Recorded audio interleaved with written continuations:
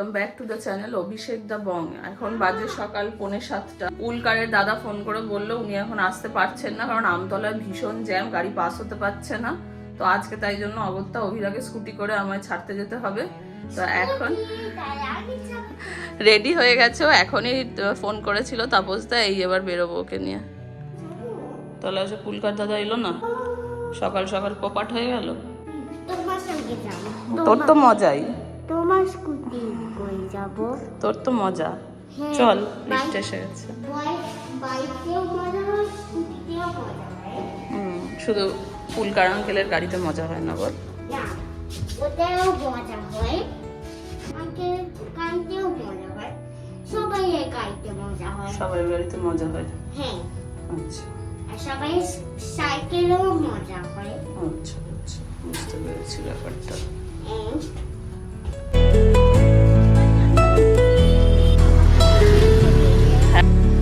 Doggy বসে আছে। Hello doggy.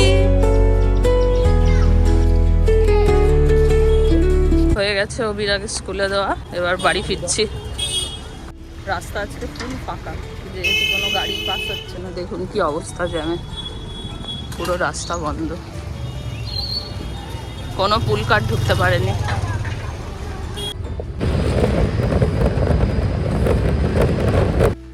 Good morning, good morning everyone, welcome back to the channel Abhishek the Bong. সকাল সকাল আর শুরু করার ব্লগটা সময় পাইনি, কারণ অভিরাকে রেডি করতে করতে দাদা ফোন করলো যে আসতে পারবে না, শুনলেন দেখলেন সবকিছু। তো এখন অভিরাকে দিয়ে হয়ে গেছে, বাড়ি ফিরছি, ঘরে ঢুকে বাকি কথা বলছি। কোন গ্রামে বলো তোমার বাড়ি ও সুন্দরী? কি করছিলে তুমি? তুমি কি দুষ্টু করছিলে?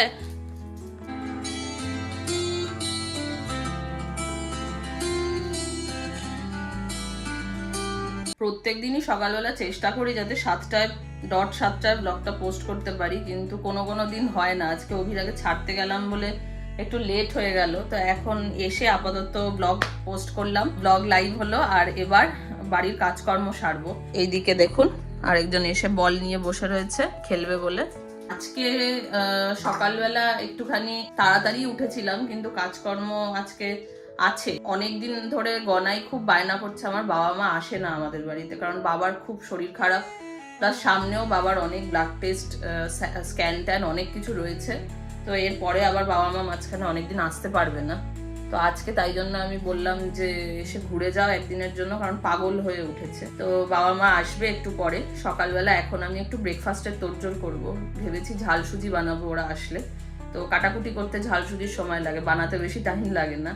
তো এবার ঘর বাড়িটা পরিষ্কার করব, করে তারপরে ব্রেকফাস্টের জন্য তোড়জোড় করবো, কারণ একটু পর বাবা মা আসবে।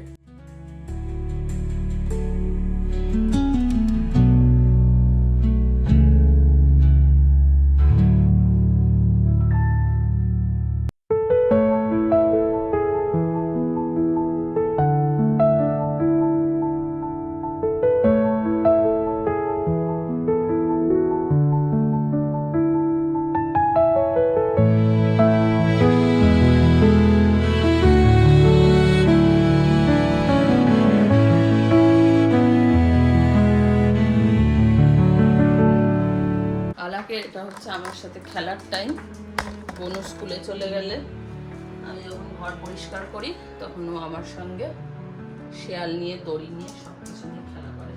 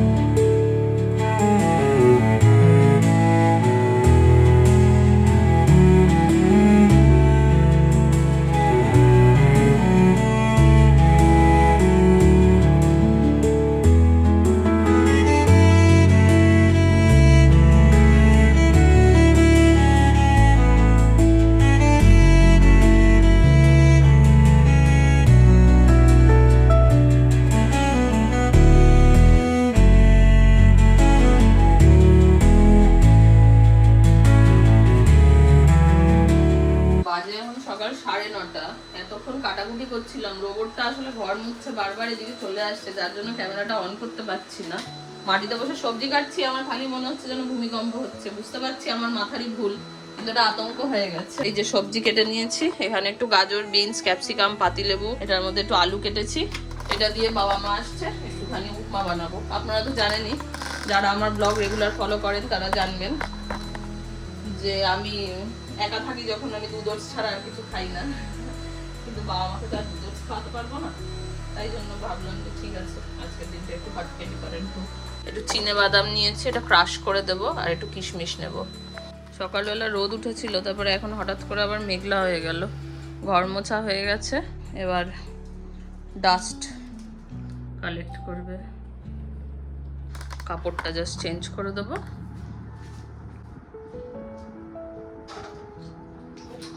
জল শেষ হয়ে গেছে, জল করে দেবো।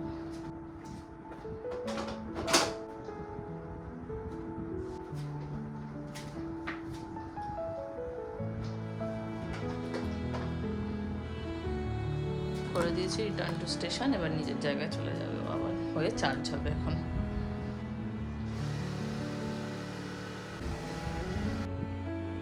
এদিকে সবজি ভাজা হয়ে গেছে মোটামুটি। চিকেনটা দিয়ে একটু নাড়াচাড়া করে সুজিটা দিয়ে দিলেই হয়ে যাবে।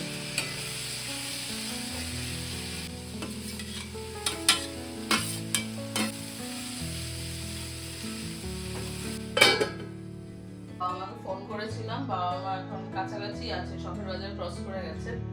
আমার এদিকে উপমা বানানো হয়ে গেছে, কিন্তু প্রচন্ড খিদে পাচ্ছে, যার জন্য একটা বিস্কিট খাচ্ছি। বাবা মা আসলে একসাথে ব্রেকফাস্ট করবো। দেখিয়ে দিই আপনাদেরকে, এই হচ্ছে সবজি দিয়ে উপমা। মা আসুক, তারপরে একসাথে খাবো। আমার কথাও শুনতে পাচ্ছে না। সকালবেলা এসেই আমাকে জিজ্ঞাসা করেছে, আমি বললাম যে না আজকে তো কোনোভাবেই আসতে পারবো না। তখন আমাকে তাহলে আমাকে বললো কেন যা আসবে, আমি বললাম যে আজকেই আসবে বলেনি, বলেছে আয়ের মধ্যে আসবে।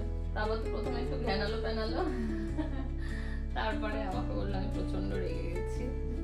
বলছে ফোন করবো কিন্তু কথা বলবো না, বলে সব সারপ্রাইজ বন্ধ, বলে সব সারপ্রাইজ বন্ধ, কিচ্ছু দেবো না। আবার বলছে দিদুনকে দেবো, দিদুন তো বলেনি যে আসবো, আবার আসবো বলে আসেনি। সরি সরি বলাতে শান্ত বলেছি যেতে দেবে আজকে কালকে। আগন্টু আচ্ছা কখন ঢুকেছো দেবাশিস দা? তারপরে আচ্ছা, আর এদিকে তাপস দায়রা, তাহলে বাচ্চারা স্কুলে নিয়েছে, গাড়ি ঢোকে নিয়েছে। সরে যা বাবা, সরে যা।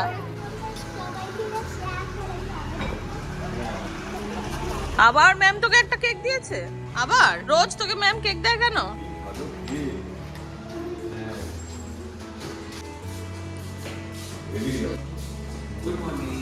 Good evening.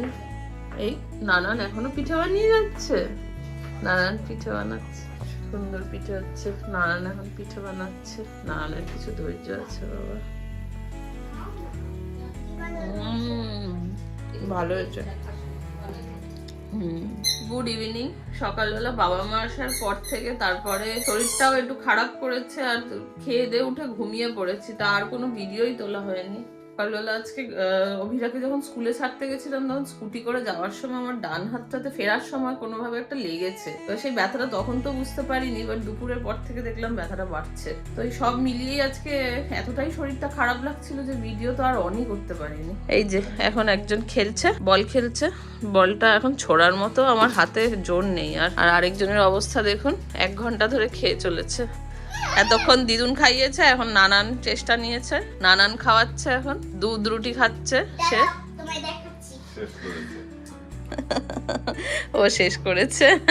দিদুন একটা পিদ্রি চুল বেঁধে দিয়েছে, আমার মতো বেনুনি করেছে। আর এখানে দিদুন, অন্যদিন রাতে আমি রুটি করি, আজকে দিদুন ডিউটি হ্যান্ড ওভার নিয়ে নিয়েছে। দিদুন রুটি করছে বলে আরেকজন টুটটুর করে লেজ নেড়ে এসে দাঁড়িয়ে আছে। মা বাবা আসলে আমার সংসার আর আমার থাকে না, সব বাবা মার হাতে ছেড়ে দিয়ে আমি আর যেন কেমন একটা অথর্ব টাইপ হয়ে যাই। এখন তো রাত্রে খাওয়া দাওয়া করবো, কারণ কালকে সকালে আমার অভিরাজ স্কুল আছে, প্লাস আমার বোনের বিয়ে পরশুদিন, তো কালকে ইচ্ছা আছে একটু বোনের সাথে দেখা করতে যাওয়ার। কালকে ওর আইবুড়ো ভাত, দেখা যাক শরীর কেমন কি থাকে কি হয়। আপাতত একটু পরে ডিনার করবো। রাত্রি 10টা বাজে, অভিরা ঘুমিয়ে পড়েছে, অভিরা অ্যালেক্সা দুজনেই ঘুমিয়ে পড়েছে, বাবাও শুয়ে পড়েছে। এখন আমি ডিনার করব, করে শুয়ে পড়ব। তো আজকে রাতের ডিনার হচ্ছে রুটি, দুপুরবেলার একটুখানি চিকেন স্টু, এটা বাবা এসে বানিয়েছিল আজ, আর একটু ঘুগনি। মা আর আমি এখন দুজনে একসাথে বসে ডিনার করব। আজকে আর বিশেষ কিছু বলার নেই, সারাটা সন্ধ্যা তো আর কিছু কথাই বলতে পারিনি, ক্যামেরা অন করতে পারিনি, কারণ শরীর ভালো ছিল না। আজকের ব্লগটা আপাতত এখানেই শেষ করছি। যদি চ্যানেলটা ভালো লাগে তাহলে প্লিজ লাইক করার অনুরোধ রইল। সবাই খুব ভালো থেকো, দেখা হবে আবার কালকে সকাল থেকে আরেকটা নতুন ব্লগে।